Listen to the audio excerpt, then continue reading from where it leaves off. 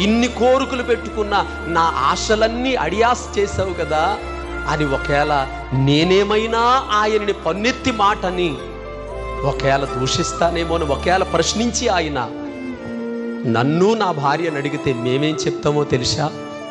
నా పిల్లలు మాకు కాకుండా నువ్వు తీసుకెళ్ళావని నీ మీద కోపం కంటే నా పిల్లలు నీ ఒడిలో ఉన్నారనే సంతోషమే నాకు ఎక్కువగా ఉంది నాయన. ఎందుకు తెలుసా? నా పిల్లలు చిన్న రిమార్కు లేకుండా వారు చదువుతున్న కాలేజీలో కానీ వారు ఎప్పుడు ప్రతి ఆదివారం ఆరాధించే దేవుని సంఘములో కానీ వారు ఉంటున్న వీధిలో కానీ నా పిల్లలకి ఏమాత్రం రిమార్క్ లేదండి. ఏమాత్రం బ్యాడ్ నేమ్ లేకుండా పరిశుద్ధులుగా నా దేవుడి దగ్గరికి వెళ్ళిపోయారండి. ఒక తండ్రికి పిల్ల మీద కోరుకునే ఆశ ఇంతకన్నా ఇంకేముంటుంది?